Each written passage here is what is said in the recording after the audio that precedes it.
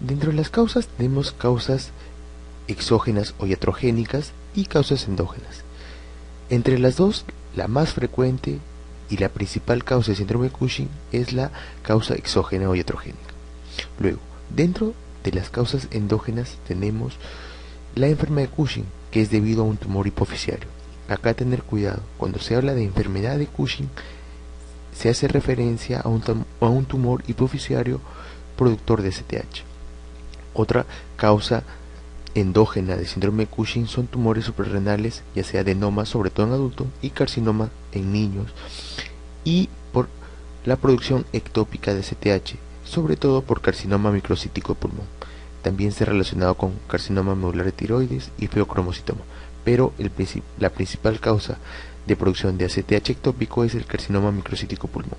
Entonces, no olvidar, la principal causa de síndrome de Cushing es la causa exógena o iatrogénica, y la principal causa de Cushing endógeno es la enfermedad de Cushing debido a un tumor hipofisiario. Otra clasificación importante es ACTH dependiente, es decir, aquellos donde hay un aumento en la producción de ACTH, y ACTH independiente. Dentro de la ACTH dependiente tenemos la enfermedad de Cushing, como ya dijimos, que se debe a un tumor a nivel hipofisiario que produce ACTH, que es la principal causa de Cushing endógeno, y lo otro es una producción ectópica, sobre todo el carcinoma microcítico de pulmón. Y dentro del grupo de ACTH independiente tenemos la causa iatrogénica, que como ya hicimos referencia es la principal causa de síndrome de Cushing, y que al administrar en forma exógena glucocorticoides, estos van a mandar estímulos inhibitorios a nivel de la hipófisis, lo que va a causar una disminución de la ACTH y por consiguiente disminución del cortisol tanto en orina como en sangre. Y lo otro es debido a causa suprarrenal, y dijimos adenoma en adultos o carcinoma en niños. ¿Cuál es la alteración principal en la enfermedad de Cushing? Entonces dijimos que la enfermedad de Cushing se debía a un tumor a nivel de la hipófisis que produce ACTH. Entonces, si vemos las alternativas, en la enfermedad de Cushing hay un aumento de los glucocorticoides, no tiene que ver nada los mineralocorticoides. Dice la alternativa B, ausencia de tumor hipofisiario. Al contrario, en la enfermedad de Cushing hay un tumor hipofisiario productor de ACTH. La alternativa C dice ACTH elevado, correcto. En la enfermedad de Cushing hay un tumor hipofisiario que produce en exceso ACTH. Y las otras alternativas ya es más alejada, como hipopigmentación y respuesta normal al estrés, que es más relacionada con la insuficiencia suprarrenal. Entonces, acá la respuesta ACTH elevado. ¿Cuál es la causa más frecuente de síndrome de Cushing? Entonces hablamos del síndrome en general. Dijimos que la principal causa de síndrome de Cushing era administración exógena de esteroides. ¿Cuáles son las manifestaciones clínicas típicas del síndrome de Cushing? Tenemos alteraciones psíquicas y acné por exceso de andrógenos, la cara de luna llena con una fase pletórica, debilidad muscular, sobre todo a nivel proximal, por el efecto catabólico a nivel de las proteínas que tiene el cortisol, estrías rojo-vinosas por el exceso de corticoides y andrógenos, fragilidad capilar, la obesidad, una obesidad central, troncular, con una jiba por la distribución de las grasas, ya que el cortisol producía lipólisis, hipertensión arterial, hirsutismo y osteoporosis, y la intolerancia a la glucosa. Entonces, ¿cómo es el caso clínico típico que nos van a poner?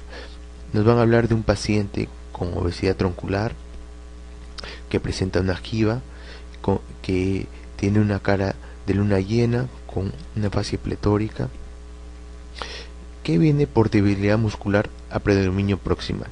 Cuando uno lo examina, lo característico es hipertensión arterial, y examen de laboratorio lo que va a ir a favor de un cuadro de síndrome de Cushing es la hiperglicemia o la intolerancia a la glucosa. Entonces, para no olvidar, hay una distribución de la grasa, que es la jiba de búfalo conocido, osteoporosis, ya que los corticoides a dosis altas producen reabsorción a nivel de calcio de los huesos, hipertensión, las estrías rojovinosas, impotencia sexual, atrofia muscular y alteraciones metabólicas que son hipocalemia, hiperglicemia e hipercalcemia. Mujer de 25 años, talla 150 centímetros, peso 80 kilos, con fascia pletórica, hirsutismo, debilidad muscular proximal, hipertensión, glucosa en ayunas 120. El diagnóstico probable es, entonces, si vemos, es un paciente con obesidad que presenta una fascia pletórica con hirsutismo, y lo otro que dijimos, la debilidad muscular a predominio proximal. El examen físico ha encontrado una hipertensión e hiperglicemia. Todo eso nos lleva o nos hace pensar en la enfermedad de Cushing. Respecto al síndrome de hiperfusión adrenal, síndrome de Cushing, señala lo incorrecto. La piel está engrosada y pálida, sí es característica del síndrome de Cushing. Hay hipertensión arterial, dijimos que había hipertensión arterial. Hay presencia de estrías blanco nacaradas superficiales. Si bien dijimos que al inicio son rojovinosas, luego con evolución de la enfermedad se vuelven estrías nacaradas. Hay hirsutismo por el exceso de andrógenos, pero lo que no hay es una obesidad centrífuga, sino es una obesidad a predominio troncular. Tener cuidado en eso. Dijimos que el cortisol, para recordar, producía aumento de la glucosa por estos mecanismos, al ser una hormona contrarreguladora o hiperglicemiante. A nivel de las proteínas producía un efecto catabólico destructivo de las proteínas, a nivel de lípidos producía la lipólisis. Y lo otro es que dijimos que el cortisol a dosis elevadas funcionaba como un minerocorticoide, es decir, funcionaba como la aldosterona, estimulando la reabsorción de sodio en el túbulo contorneado distal y la eliminación de potasio e hidrogeniones, pero este efecto solo se produce a dosis altas. Cortisol aumentado. Entonces, el cortisol aumentado, ¿qué va a producir a nivel de carbohidratos? Hiperglicemia. Cortisol a dosis altas, funcionando como un minerocorticoide, que va a producir hipernatremia por aumento de la reabsorción de sodio del tubo contorneado distal, hipopotasemia por la eliminación de potasio y de hidrogeniones, produce alcalosis metabólica. Y a nivel de sangre periférica va a haber leucocitosis con neutrofila y eosinopenia. Entonces, lo característico del síndrome de Cushing es hiperglicemia, hipernatremia, hipopotasemia y alcalosis metabólica, no olvidar. Esto es lo característico en los exámenes de laboratorio de un síndrome de Cushing. Entonces, ¿cómo hacemos para recordar? Porque a veces se nos va a plantear en los exámenes casos clínicos donde nos van a hablar de hipernatremia, hipopotasemia. ¿Cómo hacemos para recordar? Una forma fácil de recordar cuáles son las alteraciones del laboratorio que se producen en un síndrome de Cushing es que recordar. Lo primero que hay que recordar que hay una obesidad troncular en el síndrome de Cushing. Entonces, la obesidad, ¿a qué se relaciona? Con la diabetes, o sea, la hiperglicemia, y lo otro con la hipertensión. La hipertensión se relaciona con ¿qué? Con retención de sodio, entonces sodio elevado. Y si el sodio está elevado, el potasio va a ser lo contrario, va a haber una disminución de potasio, y si hay una disminución de potasio, también hay una disminución de hidrogeniones y va a haber una alcalosis metabólica. Entonces, una forma de decir el síndrome de Cushing es que hay hipertensión, hiperglicemia, hipernatremia, hipopotasemia y alcalosis metabólica, no olvidar. Si recuerdan eso o lo hacen de esta forma, lo más probable es que acierten en la respuesta a esa pregunta. Luego, el diagnóstico. Primero hay que hacer screening que hay un hipercortisolismo. ¿Cómo lo hacemos? Se puede hacer con la cortisoluria en 24 horas. Si esta se encuentra entre 100 o más de 150, nos hace pensar en hipercortisolismo. Lo otro es el test de Nugent.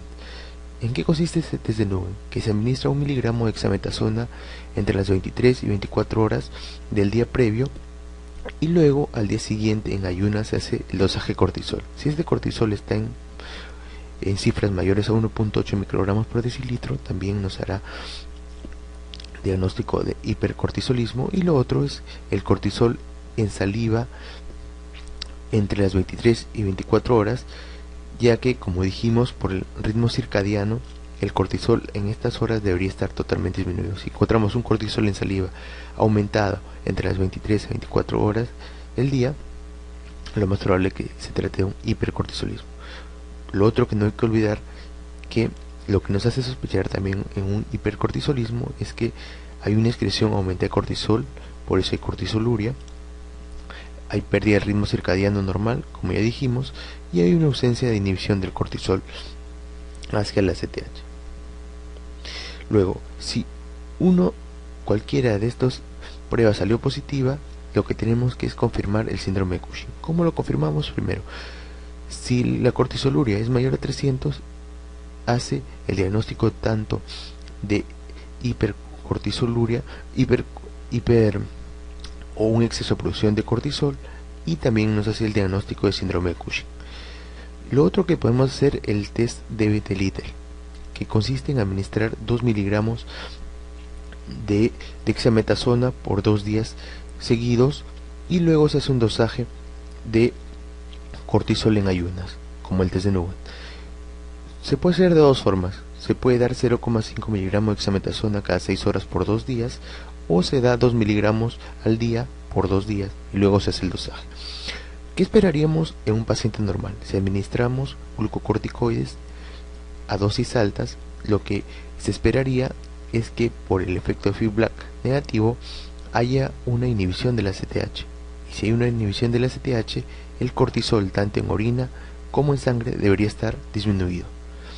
Pero si no hay una inhibición, se considera una prueba positiva. ¿Cuándo se considera prueba positiva? Si encontramos un cortisol en sangre más de 1.8 o una cortisoluria más de 10 microgramos en 24 horas. Y el otro es el dosaje de cortisol nocturno entre las 23 y 24 horas. Paciente obeso con niveles de ACTH y de cortisol aumentados. ¿Cuál es la posibilidad de diagnóstico? Entonces, si tenemos cortisol aumentado y ACTH aumentado, lo más probable es que se trate de un síndrome de Cushing, ¿no es cierto? Síndrome de Cushing. Entonces la primera alternativa está descartada porque en la enfermedad de Addison hay una disminución del cortisol. Luego, que nos digan que los niveles de ACTH están elevados nos hace ya centrar más nuestras probables causas del síndrome de Cushing en dos posibles causas. Uno, la enfermedad de Cushing debido a un tumor hipoficiario, y dos, debido a producción ectópica de ACTH. Entonces, la ingesta de glucocorticoides quedaría descartada porque tanto en la ingesta de glucocorticoides como tumor suprarrenal la ACTH está disminuida. Entonces nos quedaríamos entre la alternativa 2 y 3. Luego, en la pregunta no nos habla nada sobre alguna causa que nos haría, o algún motivo que nos haría pensar en un cáncer. Sobre todo dijimos en cáncer o carcinoma microcítico de pulmón. En todo caso, si nos diría acá que es un paciente obeso o fumador, nos centraríamos más en un posible origen ectópico de la ACTH, pero no nos dicen nada. Entonces nuestra primera probabilidad sería una enfermedad de Cushing. Y lo otro que hay que tener en cuenta, que la forma de presentación típica de los pacientes con síndrome de Cushing debido a una secreción ectópica de ACTH es sobre todo con alteraciones de laboratorio, es decir, con hiperglicemia, hipernatremia, hipocalemia y alcalosis. La parte fenotípica del síndrome de Cushing no es tan característico en pacientes con ACTH ectópico. Lo contrario, los pacientes con enfermedad de Cushing tienen un síndrome de Cushing o cushinoide florido con obesidad, fase en luna llena, fase pletórica, giba, etc., ¿no? Entonces, por las dos causas. Uno, porque la obesidad es más frecuente que se presente como enfermedad de Cushing, y lo otro es que no nos dicen el antecedente que nos podría hacer pensar un carcinoma microcítico de pulmón, como es el antecedente de tabaco. Entonces, la alternativa más adecuada sería enfermedad de Cushing. La administración de 1 miligramo de dexametasona a las 24 horas del día anterior una extracción de sangre para una prueba, se hace habitualmente el diagnóstico de, dijimos que la administración de 1 miligramo era la prueba de Nugent, se administraba entre las 23 y 24 horas previas, y nos ayudaba para hacer diagnóstico del síndrome de Cushing.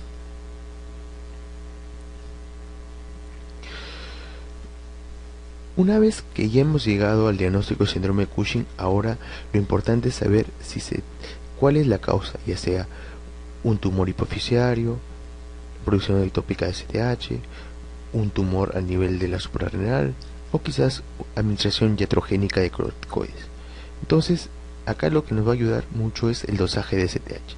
Si la STH es menor a 10, se dice que es STH independiente y los diagnósticos probables serían iatrogénica o origen suprarrenal, ya sea un adenoma o un carcinoma. Si la STH es mayor de 10, serían una STH dependiente, y acá las causas serían o bien una enfermedad de Cushing o un origen ectópico. Esta parte de acá, si es STH independiente, si se debe a una causa iatrogénica, el cortisol tanto en sangre y en orina deben estar disminuidos. Un poco más fácil es el diagnóstico. Y si el origen es suprarrenal, lo que nos ayudaría bastante sería hacer una tomografía. Si es menor de 3 centímetros, adenoma. Si es mayor, lo más probable que sea carcinoma. Pero el problema es acá. El problema, cómo diferenciar si es hipofisiario o es por la producción ectópica de STH. En el diagnóstico de síndrome de Cushing endógeno, entonces endógeno, ¿qué es lo que más nos ayudaría? Si es endógeno, habían 3 posibilidades, ¿no? Dijimos, la enfermedad de Cushing, producción ectópica STH y un tumor suprarrenal. Entonces, ¿cuál es lo que más nos ayudaría? Dice, ¿el tamaño normal de las glándulas suprarrenales en un ataque abdominal descarta el diagnóstico? No, porque no descartaría la causa hipofisiaria y la producción ectópica de STH. Entonces, esta alternativa no es correcta. El cortisol libre en orina es menos útil para el diagnóstico que el cortisol basal en sangre. Dijimos que tanto la cortisoluria como el cortisol en sangre nos ayudaban a hacer el diagnóstico de síndrome de Cushing. Entonces, esta tampoco es válida. El cortisol mantiene un ritmo circadiano, pero a niveles más altos que lo normal. Dijimos que no. Una característica del síndrome de Cushing es que se perdía el ritmo circadiano. Lo otro, la ACTH debe estar elevada para confirmar el diagnóstico del síndrome de Cushing. No es cierto, porque si se trata un síndrome de Cushing de origen suprarrenal, la ACTH no va a estar elevada, va a estar disminuida. Entonces también esa alternativa no es correcta. Pero la alternativa 2 dice, debe confirmarse una falta de supresión del cortisol tras la administración de dexametasona, es decir, el síndrome de Little débil o el síndrome de o el test de Nugent, ¿no? Entonces la alternativa correcta. Luego dijimos, entonces, dentro de las causas de ACTH dependiente teníamos la enfermedad de Cushing debido a un tumor o debido a la producción ectópica de STH. ¿Qué nos va a ayudar acá? El test de Lidl fuerte, donde ya no se utiliza 2 miligramos de dexametasona, sino 8 miligramos. Se puede dar 2 miligramos cada 6 horas por 48 horas o 8 miligramos día por 2 días, y luego se hace el dosaje, al igual que el test de Lidl débil. Se dice que si suprime es porque se debe a una causa hipofisiaria, específicamente a un tumor un microadenoma de hipófisis. Entonces, si suprime, se debe a un microadenoma de hipófisis, pero si no suprime, lo más probable es que se trate de un Cushing ectópico. Entonces, eso es lo que nos ayudaría. Y lo otro que nos va a ayudar es la valoración del eje. ¿Cómo valoramos el eje? Ya sea con la administración de CRH o metopirona, donde los niveles de cortisol y ACTH, si los niveles de cortisol y ACTH aumentan tras el test de la CRH, lo más probable es que el eje esté intacto y se deba a una enfermedad de Cushing. Pero si no aumenta, lo más probable es que se trate por una producción ectópica de ACTH. Y en los casos de ACTH independiente, dijimos lo que más nos va a ayudar es la tomografía, que si es menor de 4 centímetros se trata de un adenoma y si es mayor a 6 centímetros de un carcinoma. Adenoma sobre todo en adultos y carcinoma sobre todo en niños. Mujer de 41 años con obesidad troncular, hipertensión e intolerancia a la glucosa, presenta una excreción urinaria de cortisol sérico a dosis elevada de dexametasona y ACTH sérico no detectable. La prueba de localización de esa lesión más adecuada es, dice ACTH sérico no detectable, o sea, es un ACTH independiente. Entonces, ahí planteamos nuestras dos causas de acuerdo al esquema. Bien puede ser por administración iatrogénica o por un tumor suprarrenal. Lo otro, si es por administración iatrogénica, dijimos que los niveles tanto de cortisol en sangre y orina deberían estar disminuidos. Pero ¿qué dice acá? La excreción urinaria de cortisol sérico a dosis elevada de dexametasona. O sea, no está disminuido, no dice que el cortisol está aumentado. Entonces lo más probable es que se trate de una causa suprarrenal. ¿Y qué es cuál es el examen que más nos ayudaría para el diagnóstico de una causa suprarrenal de síndrome Cushing? Era la tomografía abdominal. Y por eso la respuesta acá es tomografía abdominal. Y dentro del tratamiento, para finalizar, si se trata de una enfermedad de Cushing, o sea, un tumor a nivel de la hipófisis, será una cirugía transesfenoidal, que es de elección. Si en caso fallara la cirugía, vamos a la radioterapia, y si persiste a pesar de la radioterapia, vamos a la suprarrenalectomía bilateral en caso de persistencia de los síntomas. Pero si se trata de un síndrome de Cushing suprarrenal, lo que se hace es la extirpación de la glándula suprarrenal afectada, o sea, una suprarrenalectomía unilateral. Y si en caso se trata de un síndrome de Cushing ectópico, lo que se hace es, primero se trata de buscar el tumor primario y tratar de extirparlo. Si no se puede, vamos a la suprarrenalectomía bilateral. Y si no se puede esto, vamos al tratamiento médico, ya sea con ketoconazol o metopirona.